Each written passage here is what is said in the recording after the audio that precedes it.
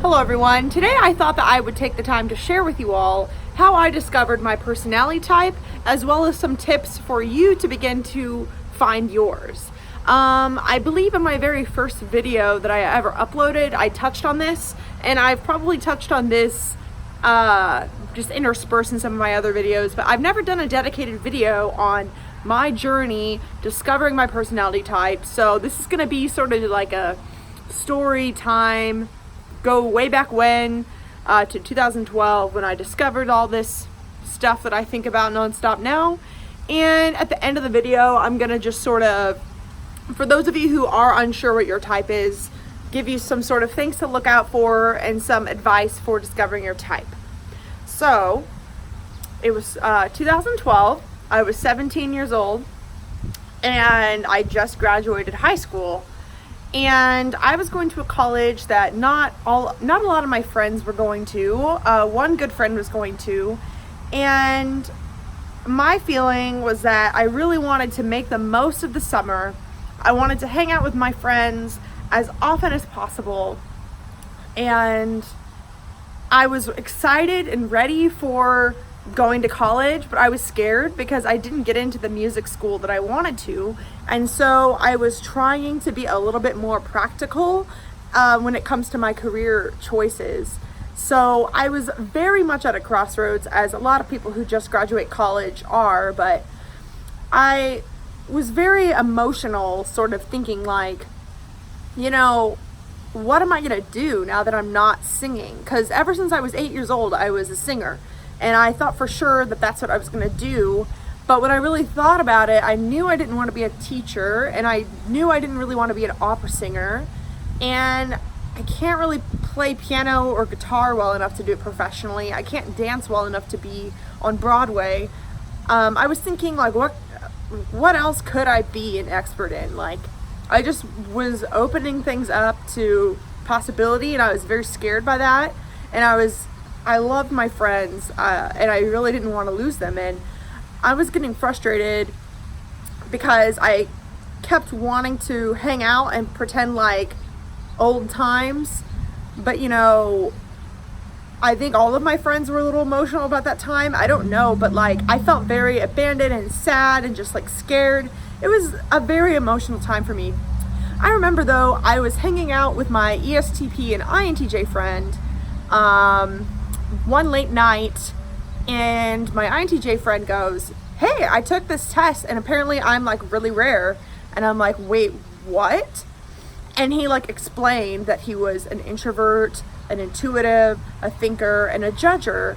And I instantly just like light bulbs went off. I was just like, oh my God, like I want to know like what I am. I knew at that moment that I was probably intuitive, just from hearing him talk about it and based on the way that we got along.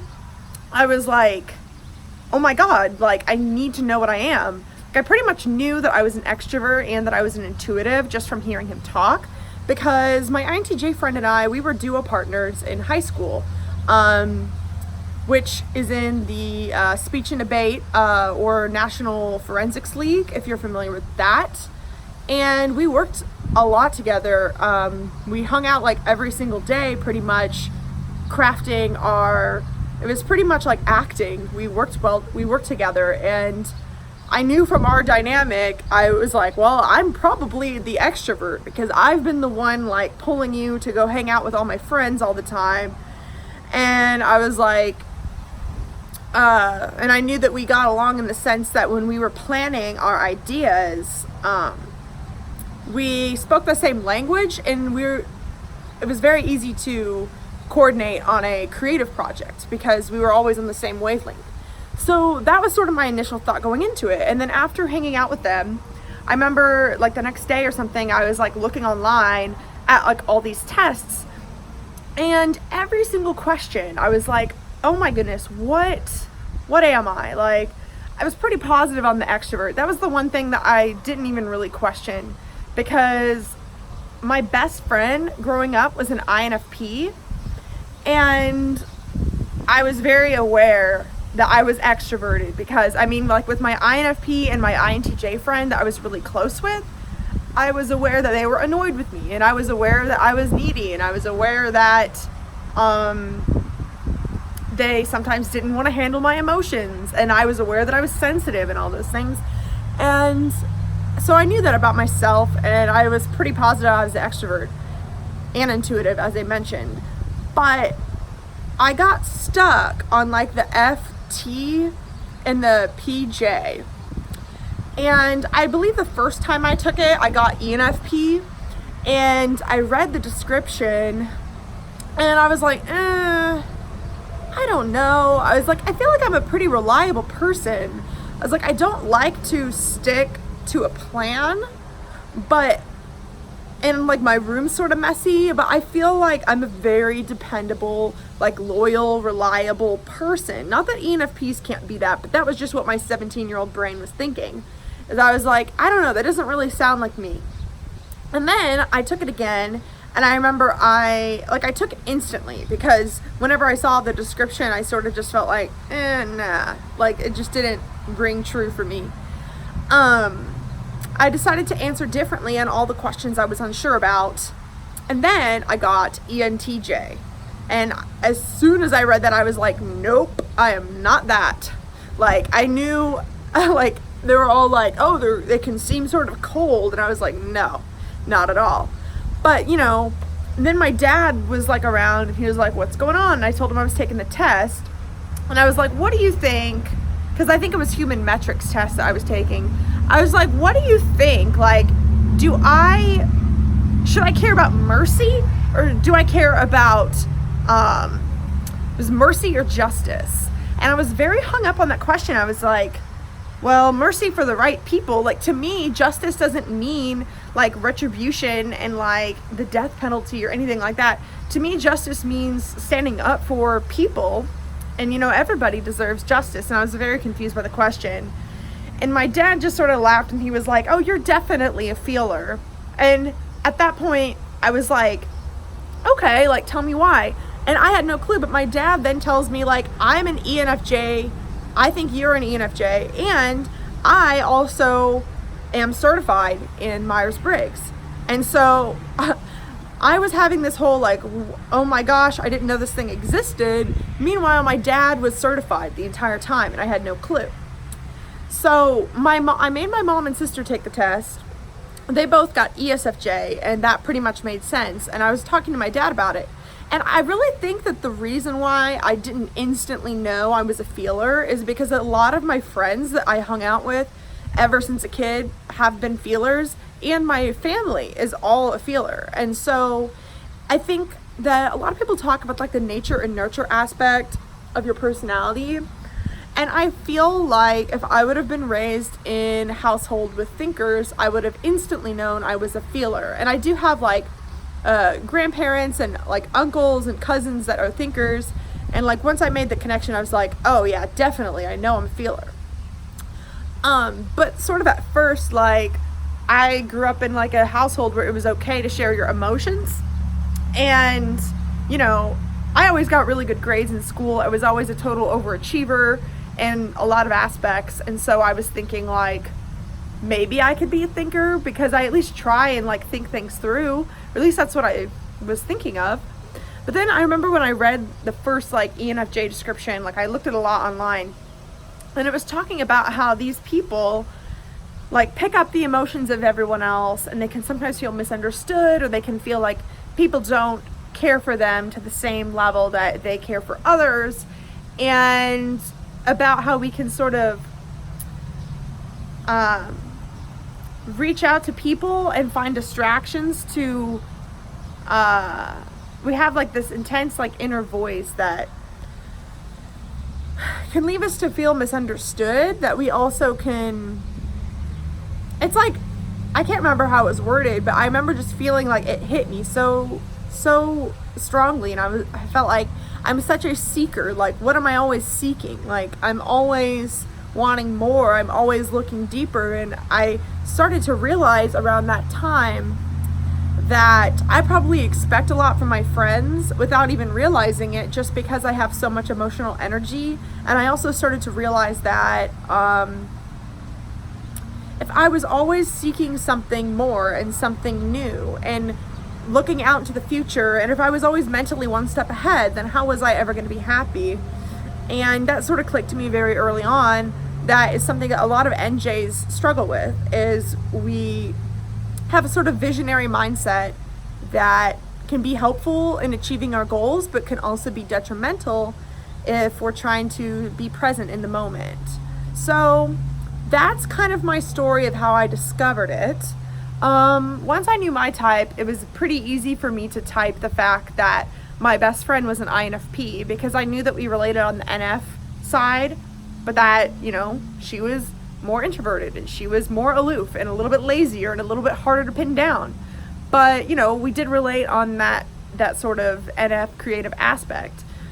And I sort of loosely typed a lot of my friends, but wasn't sure about all of them. And then when I went to college, I started to tell more people about it, because it was really hard for me. I was always in music, as I said, and then I went to journalism school, and I felt like getting along with people in journalism school is very different than getting along with like theater and choir people, because if you're in performance arts, those people are very out there, and like they let their freak flag fly, and they're just like characters. And it's always been very easy for me to get along with those types of people, because they're just weird and I'm weird, and we would just get along. And I have a very weird sense of humor that was just full force, like very loud and extra, and I felt like I could be that whenever I was in that world. But then in journalism, everybody was sort of like, oh yes, did you read that thing in the New Yorker? Or like, oh yes, I'm reading this book about poetry. Or like, oh, did you, what's your opinion on like foreign policy? And I was like kind of intimidated at first. And, you know, I definitely am a sort of like intellectual thinker myself, but like, I definitely felt like I had to show a different part of my personality to them, compared to like my theater friends. And I remember, you know, it was 2012, the election was going on, everybody was having discourse, and you know, I just felt like a different side of myself started to show. And I started to feel more comfortable asking people like about their type and like things like that. But really what got me through it is YouTube and Facebook groups. Like I joined every like personality Facebook group I could, not just the ENFJ ones, but like every type. And I would watch every video I can get my hands on, because I think for me it was such a hard transition that I wanted it as a way to sort of remind myself of who I am as I was trying to meet new people and figure out where I fit in.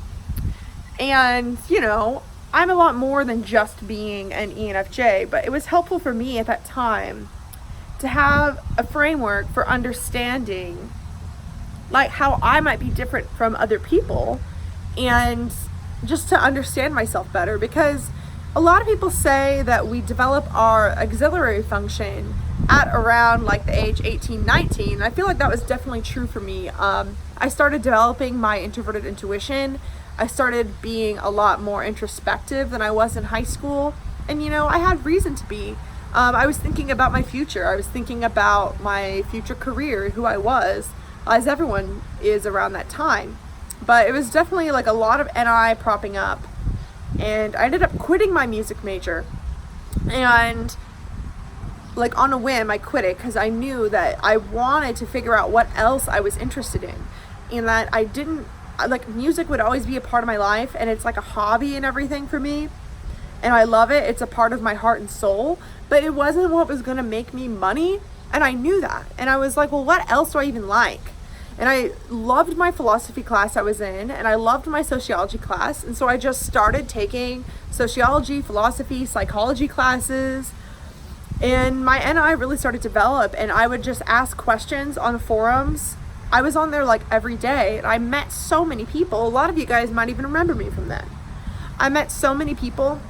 But to be honest, I was very turned off by the forums, because a lot of people did not have nice things to say about ENFJs, And it's true that people don't have nice things to say about every type, but I do think that in the forums there is a bias where people just really like the IN types.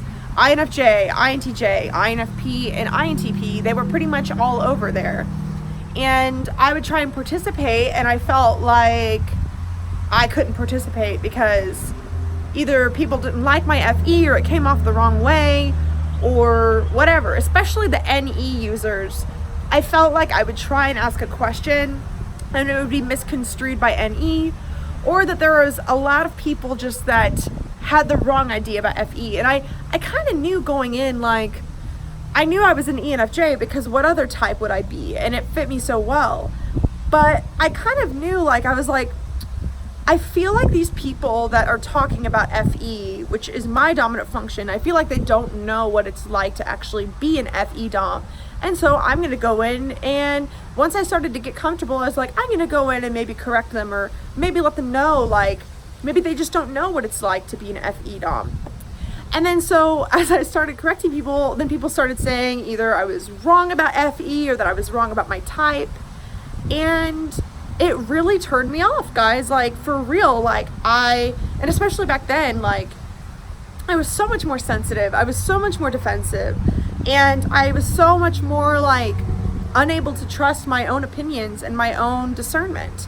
My inferior TI, like, I really didn't start noticing it until I was about 20, whenever I dated an INTP, and then after that I dated an ENTP. And like those like breakups and like those fights like really helped me understand what TI was and helped me develop it in myself through that relationship.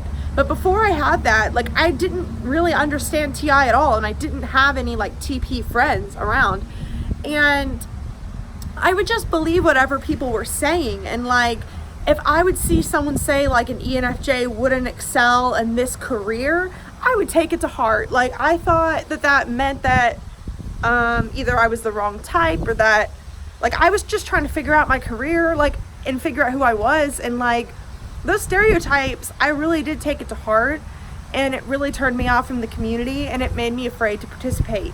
So that I just want to share. This isn't pointing fingers at anyone in particular, but that's sort of my background, and that's why I care.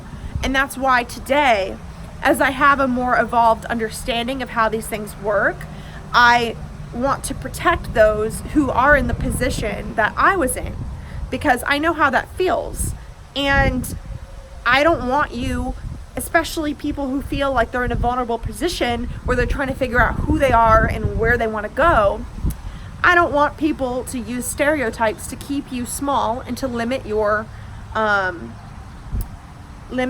ideas of what's possible, because you can create what is possible within you. And I think that it's a problem when it's one thing to quote Carl Jung, and for experts or like people who have been studying it to say, this is my impression, this is my definition. And it's one thing to like take all of those definitions and look at them. But I think that it's a problem, and this is something that I've really tried to solve in my own Facebook group, which you can join below. I think it's a problem when people who don't use the cognitive function constantly speak on behalf of that cognitive function without being curious about what it's like for the other person who's experiencing that cognitive function. And so that's why I think it's important when we're learning about these things for like the INFJ to speak on behalf of what it's like to be an INFJ, for the INTP to explain how it feels to use TI, for an FE dom to explain to you all what FE feels like to them. And I think that if we can take that approach, we can really learn about each other and really understand and come to some conclusions. But I think that we all have to examine our own biases. And as I made a video before that was called Who Hurt You? And I was talking about in that video, I'll link it around here. As I was talking about in that video, we all have somebody who hurt us. And if when we're learning about cognitive functions, if we are projecting that pain from that person, from that situation onto the cognitive function, we aren't going to be seeing it clearly. And it's important that we take a look at what those emotions are so that when we are learning about the cognitive functions, we can have a more unbiased approach of understanding, like, okay, like FE has these strengths and weaknesses, but then TE has these strengths and weaknesses. And so this is how, when we look at it from a bird's eye view, this is how FE and TE can butt heads, because they have different approaches, versus thinking, oh, TE is cruel, TE hurt me, or like, oh, FE is fake and blah, blah, blah. Like, we have to try and find a way to meet each other in the middle in order to even understand these concepts that we're talking about. So, some advice for you all if you are learning is join a Facebook group or join Twitter or whatever social media you feel comfortable using. You can even go on YouTube and make some friends in the comments in some of my live videos and other YouTubers' live videos, such as Emily Pukoki. There are so many communities involved. I also have a Discord below if you'd like to chat. A couple friends of mine have a Discord server where they talk about personality, typology, and self-growth. If you make it a point to show that you are learning and that you are interested in these things, people that know more than you would be more than happy to answer your questions. Some people who have built like platforms and have more people asking questions have less capacity to answer your questions for free, unfortunately, just due to the demand of questions. But I encourage you all to join a Facebook group, join a Discord, join a Twitter account, get involved on YouTube, whatever it is, and like talk to other people. As I mentioned, I have my Facebook group and Discord below. But if you are continuously learning and soaking up information about these things, you will, like, it's okay to like lean on the other people in the community, your peers, and ask questions and discuss with one another. And there are going to be people out there that would be more than willing to answer your question if you show you're learning. But I will just say that if you sort of go into these communities and expect people that know more than you, who have done the work and the investment and their time and energy in learning it, to just tell you, then you might face some backlash. So I just would recommend that. Obviously read Carl Jung's Psychological Types if you want to know how he traditionally like talked about the functions. My favorite personality type book that I recommend is Personality Type, an Owner's Manual, I believe it's called, by Lenore Thompson. I will link that below as well. There are lots of people out there that offer typing services. There are lots of different approaches, lots of different YouTubers. If you really are someone that wants a scientific approach, which it is hard to do, and my belief is that it is nearly impossible to be objective in these things. But if you're a more scientific minded person, I would recommend Dave's Superpowers and their typing service.